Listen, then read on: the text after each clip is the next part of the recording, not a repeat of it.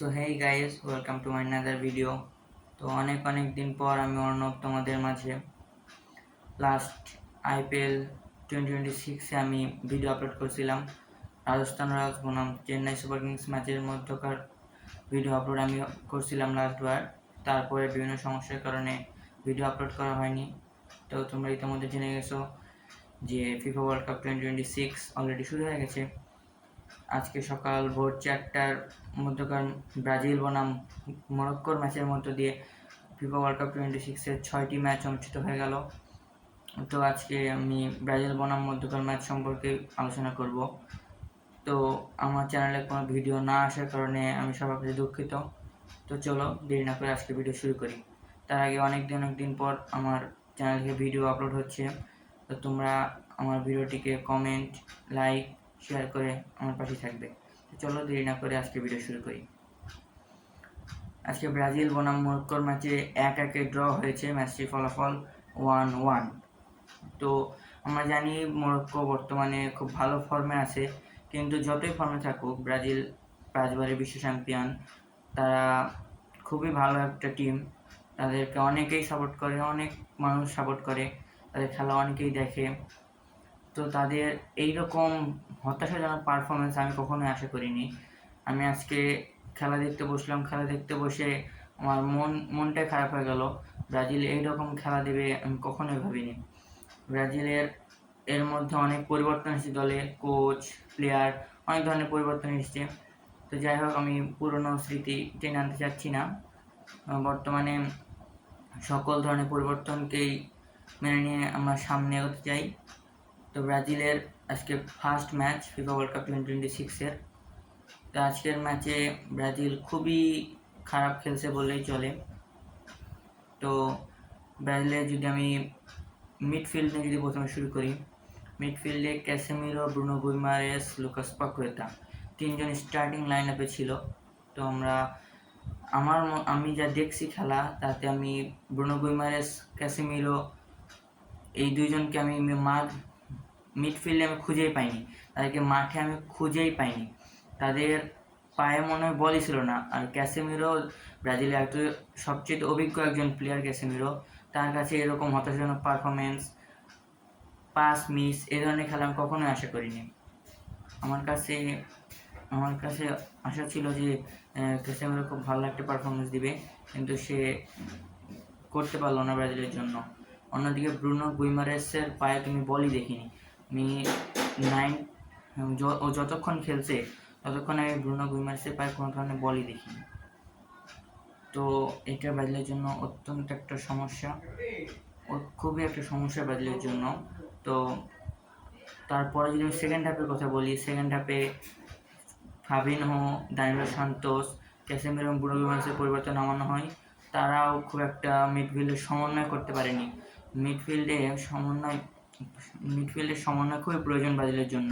অন্যদিকে মরক্কোর যদি কথা বলি, মরক্কোর মিডফিল্ডে অত্যন্ত সমন্বয়ভাবে খেলেছে।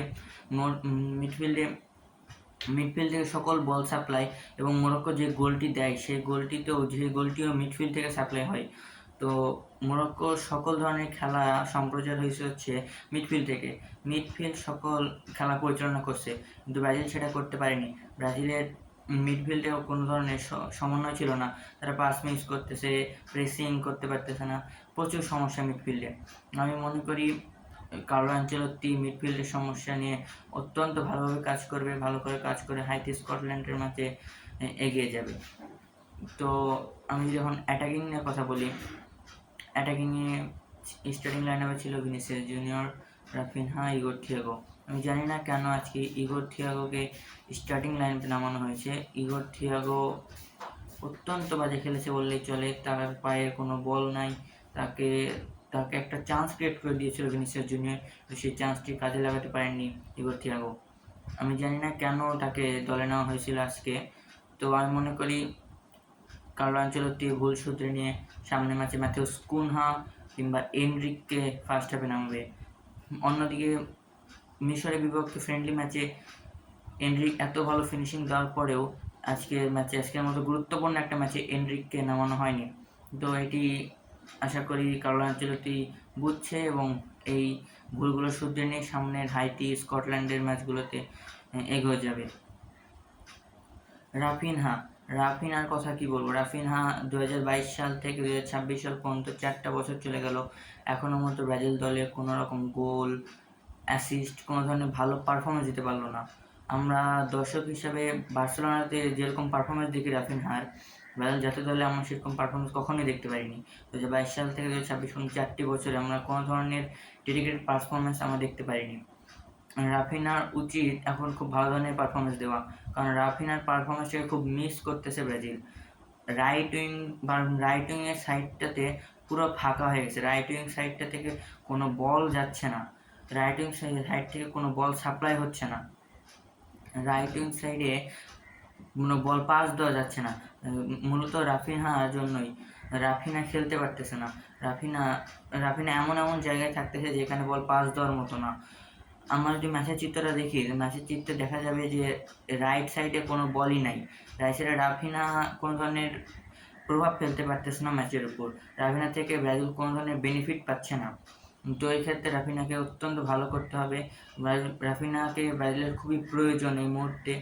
রাফিনার পারফরমেন্স খুবই ভালো সময় আছে বার্সেলোনাতে, কিন্তু ব্রাজিল জাতীয় দলে এখনও সেই ফর্মটাকে ফিরিয়ে আনতে পারেনি রাফিনহা, কিন্তু খুব শীঘ্রই রাফিনাকে এই ফর্ম ফিরিয়ে আনতে হবে। ভিনিসিয়াস জুনিয়র, কি বলবো ভিনিসিয়াস জুনিয়রের কথা।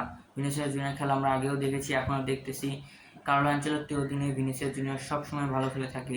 রিয়াল মাদ্রিদেও যখন কার্লো আনচেলত্তি ছিল তখন ভিনিসিয়াস জুনিয়র খুবই ভালো খেলছে।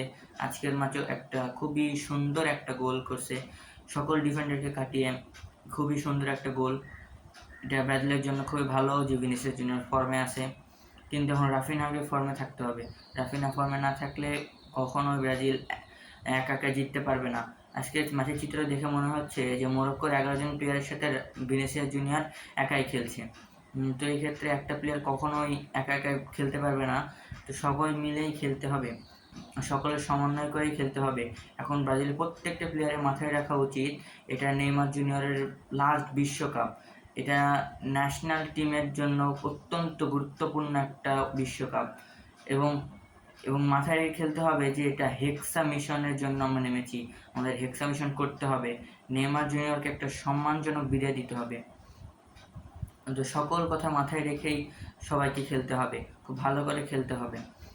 তো আমি যদি এখন সাবস্টিটিউট হিসেবে আসি, সেকেন্ড হাফে ম্যাথিউস কুনহাকে নামানো হয় এবং লুইস হেনরিককে নামানো হয়। ম্যাথিউস কুনহা এবং লুইস হেনরিককে নামানোর পরে একটু হলেও ম্যাচের অ্যাটাকিং একটু পরিবর্তন হয়েছে। রাইট সাইডে লুইস হেনরিক একটু বল সাপ্লাই দিয়েছে এবং ম্যাচের মোমেন্টাম একটু চেঞ্জ হয়েছে সেকেন্ড হাফে, কিন্তু তাও কোনো কাজ হয়নি, কারণ মিডফিল্ডে তো অত্যন্ত দুর্বল ব্রাজিল।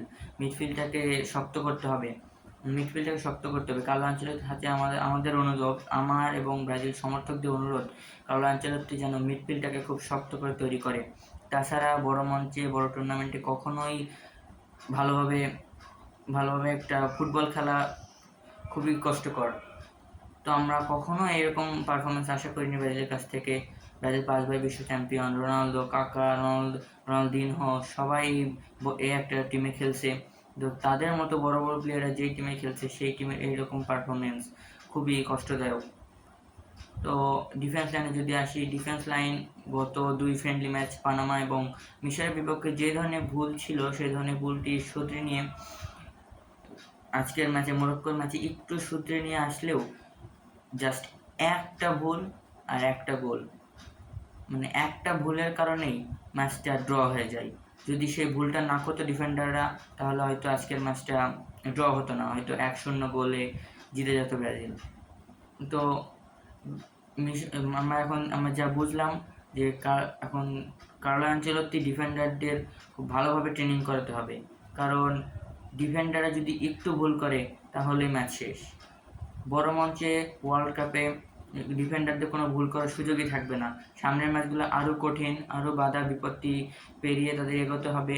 সামনের ম্যাচে নরওয়ে, ইংল্যান্ড, আর্জেন্টিনা প্লাস অনেক ভালো নেদারল্যান্ড, জাপান অনেক টিমের সাথে খেলে এগোতে হবে।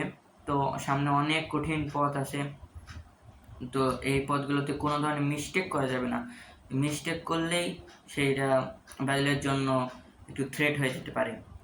তো তো এখন যদি গোলকিপার নিয়ে কথা বলি, গোলকিপার এলিসন বেকার পুরো ম্যাচ জুড়ে ভালো না খেললেও শেষে দুটো জোড়া গোল সেভ দেয়। তো সেই দুটো গোল সেভের জন্য হয়তো ব্রাজিল আজকে ম্যাচটা ড্র করলো। হয়তো এটা এলিসন বেকারের গোল সেভ দুটি হবে আজকের ম্যাচে টার্নিং পয়েন্ট। তো এলিসন বেকার যদি দুটি গোল সেভ না দিত হয়তো আজকে ব্রাজিলকে আর ড্র করতে হতো না, ওই 1 পয়েন্টও হয়তো নিতে পারতো না ব্রাজিলকে হেরে বিদায় নিতে হতো আজকের ম্যাচটি থেকে। তো সবাই মোটামুটি খেলছে, আরও ভালো করতে হবে ব্রাজিলকে। এই পারফরমেন্স নিয়ে কখনোই এগোতে পারবে না ব্রাজিল। সামনে আরও বড় খেলা আছে, আরও বড় বড় টিমের সাথে খেলা। তো সকল ভুল সূত্রে নিয়ে ব্রাজিলকে ভালোভাবে এগোতে হবে। তো আমি যদি মরক্কোর কথা বলি, মরক্কো খুবই ভালো খেলছে। মরক্কো প্রেসিং ফুটবল খেলতে খুব পছন্দ করে। মরক্কো ভালো খেলছে খুবই। মরক্কো মিডফিল্ড অত্যন্ত শক্ত, ডিফেন্স অ্যাটাকিং মিডফিল্ডের মরক্কোর সকল পজিশনই খুবই হার্ড। তো কিন্তু ব্রাজিলকে সেই কথাটা মাথায় রাখলে হবে না, কারণ ব্রাজিল 5 বারের বিশ্ব চ্যাম্পিয়ন, তাদের হেক্সা জয় করতে হবে। তো এখন মরক্কো খুবই ভালো খেললেও 1-1 গোলে ড্র হয় ম্যাচে আশরাফ হাকিমি, ব্রাহিম ডিয়াজ সবার সমন্বয়ে খেলে মরক্কো। তো মরক্কো শুরু থেকে শেষ পর্যন্ত অত্যন্ত ভালো খেলছে। তো লাস্টে 2টা গোল দেওয়ারও চান্স ছিল, কিন্তু এলিসন বেকারের জন্য গোল দিতে পারেনি মরক্কো, নাহলে হয়তো মরক্কো আজকে ম্যাচে জিতে যেত। তো ব্রাজিলকে আরও ভালোভাবে খেলতে হবে, আরও ভালো করতে হবে, সামনে ভালো করে এগিয়ে যেতে হবে। ব্রাজিলের প্রেসিং ফুটবল খেলতে পারতেছে না ব্রাজিলের পায়ে বল নেই, ব্রাজিলের বল পজিশন খুবই কম, ব্রাজিলের বল পজিশন 52%। তো ব্রাজিলকে প্রেসিং করতে হবে, ব্রাজিলকে প্রেস করে খেলতে হবে। আমরা ইগোর থিয়াগোকে পানামার ম্যাচে দেখছি, প্রেস করে রায়ানকে দিয়ে একটা গোল দেওয়ার সুযোগ করে দিয়েছিল, রায়ান সেই সুযোগটা কাজে লাগিয়েছিল। কিন্তু ইগোর থিয়াগো আজকের ম্যাচে কোনো ধরনের প্রেস করতে পারেনি, কোনো প্রকারই প্রেস হয়নি। আমি বলতে গেলে পুরো 11 জন প্লেয়ারই কোনো ধরনের প্রেস করতে পারেনি, তাদের কাছ থেকে কোনো প্রেস পাওয়া যায়নি আজকের ম্যাচে। তো যাই হোক, সকল ভুল সূত্রে নিয়ে সামনের ম্যাচে এগোতে হবে। সামনে বড় বাধা বিপত্তি আসতে চলেছে। এখন পুরো টিমের উচিত নেইমারের কথা মাথায় রেখে, তাদের মাথায় রাখতে হবে এটা নেইমার শেষ বিশ্বকাপ। তাদের উচিত এখন দলের কথা মাথায় রেখে এখন তাদের উচিত নেইমারকে একটা সম্মানজনক বিদায় দেওয়া। কারণ হয়তো এমন হতে পারে যে নেইমার একটা ম্যাচ হারলেই নেইমার অবসর গ্রহণ করবে, কিন্তু সেটা হতে দেওয়া যাবে না। নেইমারকে এখন খুব ভালোভাবে খেলাতে হবে, নেইমারও নিজেও ভালোভাবে খেলতে হবে নেইমারকে। নেইমার আশা করি হাইতির ম্যাচে থাকবে। তো সবাই মিলে সম্মিলিতভাবে খেলেই আমাদের সামনে এগোতে হবে। আশা করি নেইমার জুনিয়র ফিরলে মিডফিল্ডে একটু সমন্বয় হবে, মিডফিল্ডে একটু ভালোভাবে খেলতে পারবে। তো নেইমার জুনিয়র আসলে ভিনিসিয়াস জুনিয়রের উপর চাপটা একটু কমবে, কারণ আজকের পুরো ম্যাচে ভিনিসিয়াস জুনিয়র একাই খেলেছে। তো আজকের ভিডিও পর্যন্ত। পরবর্তী অন্য কোনো ভিডিও পেতে আমাদের চ্যানেলটিকে সাবস্ক্রাইব করে আমাদের পাশেই থাকবেন। ধন্যবাদ।